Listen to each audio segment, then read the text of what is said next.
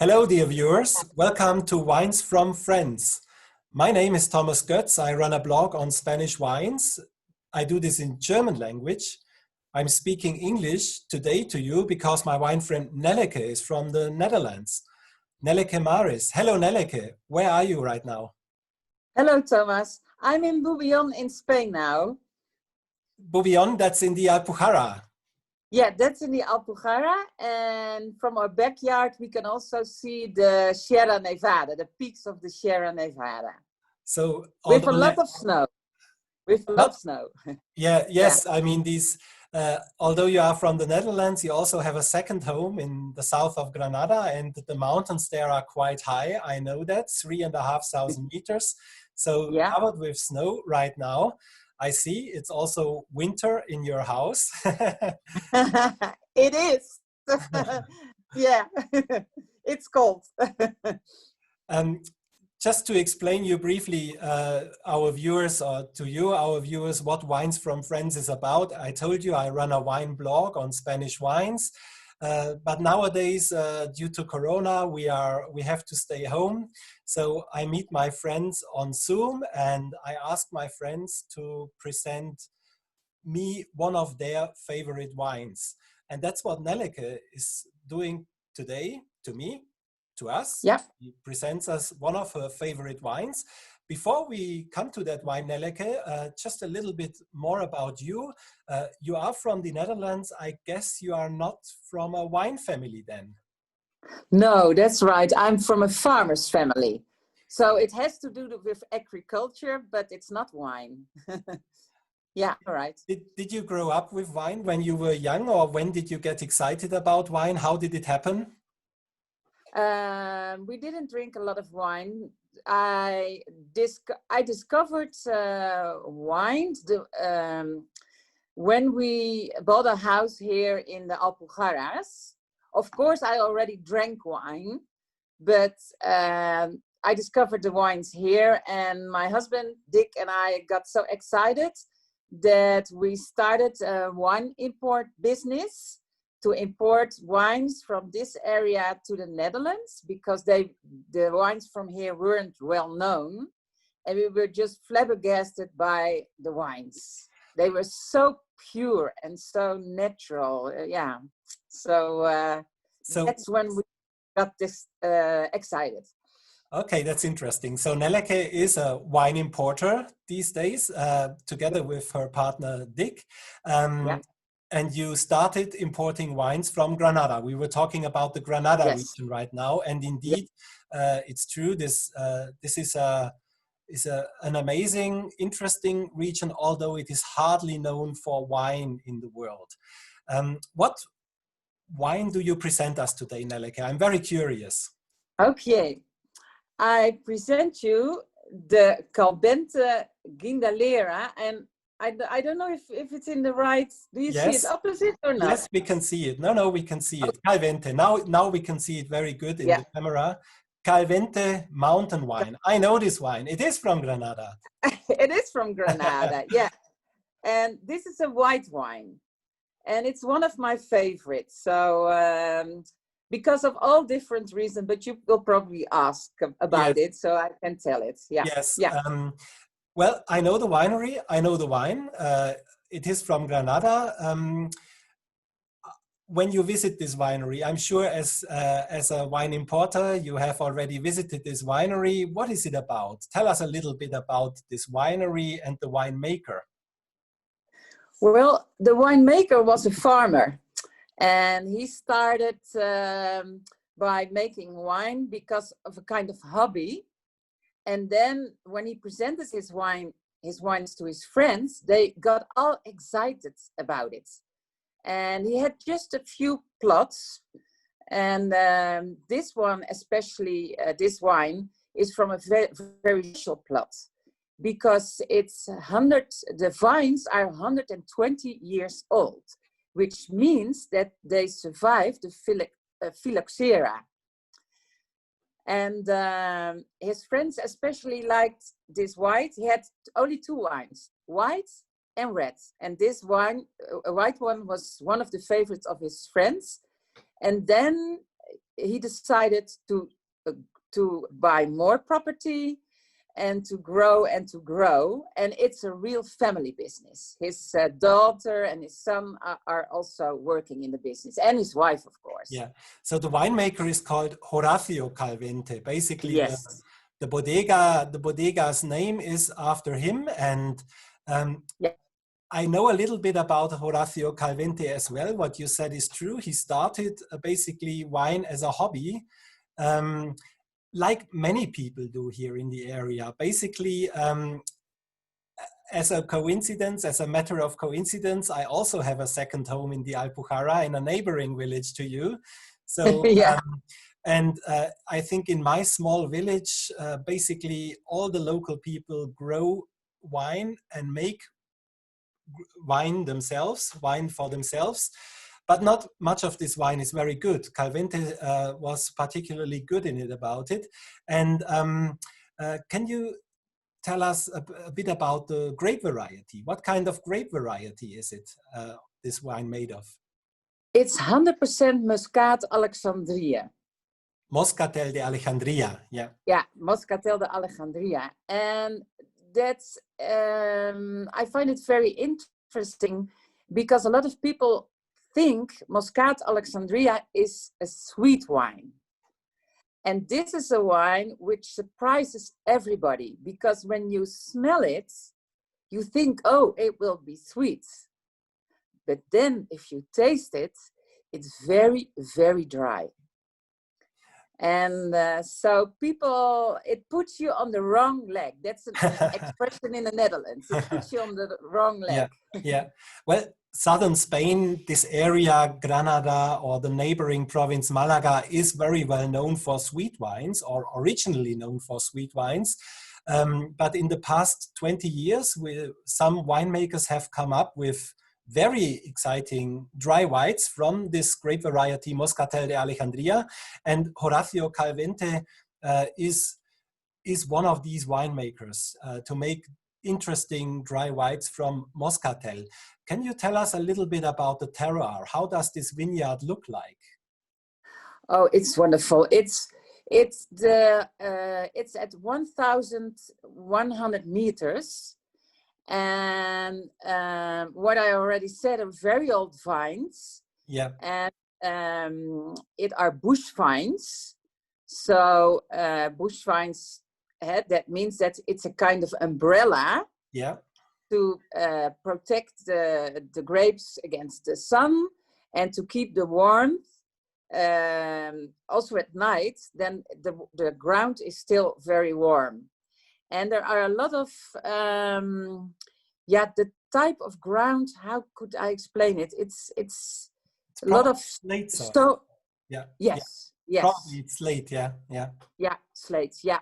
Uh-huh. And in the neighborhood of this, in the middle of the vineyard, there is a 615-year-old castaño tree. Yeah. And it's a monument, and it's so big. You have to be with like 15 people, and then when you all stretch your arm, then you can have the width of the tree. And when we were there with Horacio, he doesn't irrigate, which is also interesting. Yeah. And because of the vines are very old, the roots have to look very deep for water. And you can really taste it because the difference between the old, he makes this Calvente Guindalera white of the old vines. Mm-hmm. He also makes another white wine, which is a blend with Viognier, but that's of younger vines. And you can really tell the difference. The intensity of this wine is so much more than the other type of wine. Yeah. I also find this wine very elegant. I know a few vintages of this white wine. It's very elegant, very mineral. So it's basically a white wine from very old vines, from high altitudes, more than 1,000 meters from the south of Andalucia, that's really exciting, I think, and it's from an area which is not so well known. Does he do organic farming or biodynamic? Do you know about this? Well, this Calvente Guindalera white is almost biological. And he next, I think 2018 or 19, he will get a label. Yeah. So that it's biological. Yeah. Yeah. Okay. Yeah. And how much does it cost in Holland in the shops, for example? It's quite expensive. It's 18 euros and 95 cents. So okay. But for I noticed that customers of us, well, when you try it, you are lost because it's so delicious. It's so special. But it's a wine you really should drink. Well, they drink it for special occasions. Okay. And then it's his price. Quality price is okay. It's I fully agree. I don't think it's that expensive. We must also consider that this is probably very, very low yields. You know, when you have a when you have a vineyard with young vines, for example, in an area like Rueda, which is flat, you can harvest up to 8,000, 9,000 kilos per hectare. Probably he might get 2,000 kilos per hectare from I guess, for this wine. So much. I agree. Yeah. And they also have to pick it by hand. Yeah. And they do already a selection when picking the grapes. And also they do a second selection in the bodega. And Calvente is a very passionate, proud winemaker. So he wants the best quality. So yeah, what you said. So the amount of grapes is much less. Yeah. And also what you described, the way of making it, it's an artisan wine. It's a manual harvest. It's they work the vineyards manually, and that really justifies a price like this, in my opinion. Let's talk a bit about wine and Spain in general, because you started off with importing wines from the Granada region. That was probably about 10 years ago, 9 years ago, something like that. 9 years ago, yeah. So you started off with Granada, but nowadays you import wines from basically all the south and central Spain. You haven't made it to the north yet, but I think you have reached Madrid already. Yes, so the Gredos. Yeah, is there, I mean, apart from your origin, Granada, is there one region also which you find particularly exciting? You just mentioned Gredos, for example, or any other region which you really are fascinated about these days? Oh, that's a difficult question. I have a few areas, and it has especially to do with the circumstances and the philosophy of the bodega. So explain us. I have time. I'm in a lockdown. You can you can go on. You don't need to mention just one. It can also be 2 or 3. Okay. Well, one is the Coloma bodega in Estremadura. Mm-hmm. And I think it's a very interesting, it's also a family bodega. And the oldest daughter, she's the winemaker. And I think her,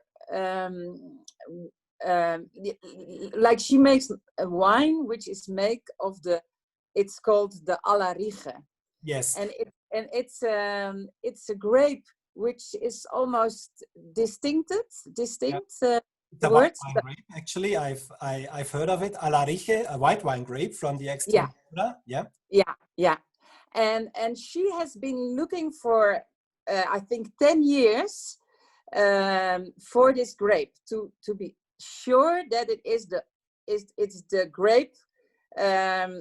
It's an authentic grape from Estremadura, to be sure that this was the grape. This was the original grape. Yeah, I think she did DNA tests also, just to make sure that that she pointed out the right grape with Alarije. She was looking for it in old vineyards, and the old people there just didn't exactly know what kind of grape it is. It happens very often in Spain that you come in these old vineyards and you find 6 or 7 different varieties. And when you ask the person who owns the vineyard what kind of grapes are it, they just say, well, it's local grapes. Yeah. So they, you know, they don't know exactly the name. Yeah. So Yeah. I think the winemaker, Helena is her name, or isn't she? Helena Coloma, Yes. yeah? Yeah. Yeah. Was doing Yeah. these DNA tests. That's a fascinating story. Yeah. It's a fascinating story. And she made a wine sur lie. And then, which I like of this bodega, she got feedback from clients, and they asked her, maybe it's a bit too heavy. Can you make it without sur lie? And she did, and it was wonderful. I mean, and I really respect her, because wines are like your children when you make them, and you're proud of them. And then to be open-minded, to listen to clients, to their feedback, and do something with it. I really appreciate that. So, and we sell this wine since it's fresher now. Well, you know this wine. And yeah, it's fresher now. And people, we got very enthusiastic reactions. Good. I know the sur lie version. The newer version, which you described just now, I have not tasted yet. I will do so very soon, and I'm looking forward to it. So apart from Bodegas Calvente and its mountain wine from Moscatel de Alejandria, we will also remind the name Coloma and their white wine from Alarije. Perhaps a final thing, because you just mentioned Sierra de Gredos. This is such a trendy area these days for wine, almost world famous, becoming world famous in the wine world. What bodega, what winery do you import from the Gredos region? Soto Manrique, Bodega Soto Manrique. Well, it could hardly be any better. Perhaps you can, I mean, Soto Manrique is a great winery. They make great wines. I actually have one here. Look, I just tasted a few wines from Soto Manrique these days. Oh yeah. This is a wonderful single vineyard wine, La Mira. Yeah. Also a few others, but you have visited them. I haven't yet. Yes. And perhaps just describe us a little bit. What is this Sierra de Gredos, this mythical Sierra de Gredos like? It's also a cool climate wines, very high altitude. The vines are also old. Soto Manrique they decided to collaborate with a corporation, and they wanted to make terroir wines. So they helped this corporation they helped to make the vineyards, because they were very old vineyards. They weren't, the owners are very old, so they didn't have the energy. Not in the best state or so, perhaps. Right. So they professionalized, basically helped them to professionalize, I guess. Right. Yeah. The vineyards, and also the new better vinification methods, and they decided to go for quality and not quantity. So the quality of the wines just are amazing. Yeah. And again, I don't know if it's. I noticed that a lot of winemakers in Spain are women, and here also is a woman who's the winemaker. I think she's called Barbara. Barbara is her first name. I don't know the second name. I forgot her second name. I forgot to. So, but it's true. And she's experimenting a lot, and we tasted a lot, and we were. It's so exciting what she's making, and like she's making a dessert wine, a sweet wine of three different vintages. Mm-hmm. And when we were there, she only had 2 vintages. So we can't import it yet, but it was so promising what we tasted. And Normally, the Sierra de Gredos is known for dry red wines from Garnacha. That's what Soto Manrique mainly has. They also Yes. have a dry white from Albio Real. And I'm surprised and excited to hear they make also a sweet wine now. That's really Yeah. interesting. So, Yeah. Yeah, great, interesting. So I will be curious to try that from Soto Manrique, a sweet wine in the coming years. Yes. Nelleke, if we perhaps a final question a final question. What wine was the last one you had? Oh. Which wine did you drink yesterday or 2 days ago or 3 days ago? Or are you on a dry January? I don't know. I hope not. I'm just thinking. Oh, I forgot. We are trying now a few new ones of new bodegas, and because it's we can't visit them. We took some bottles from the supermarkets. Yeah. And I forgot the names. I really, I'm sorry, I can't answer your... No problem. So it was probably not the greatest wines you've had, I guess, if you can't remember the name or so. Huh? I think so. Yeah, you're right. You're right. We didn't like them. So... See, well, then it's better to forget it immediately. Yeah. Thomas, maybe I can end with two things more of this wine, because I forgot to tell, which is maybe interesting. Yeah. I thought this label, what on earth did they do with it? They tore it apart, but it is the Sierra Nevada. It's the contour of the Sierra Nevada. And two other things of this wine. In 2006, this was one of the wines in the El Bulli restaurants, which was for Calvente, of course, a big surprise. And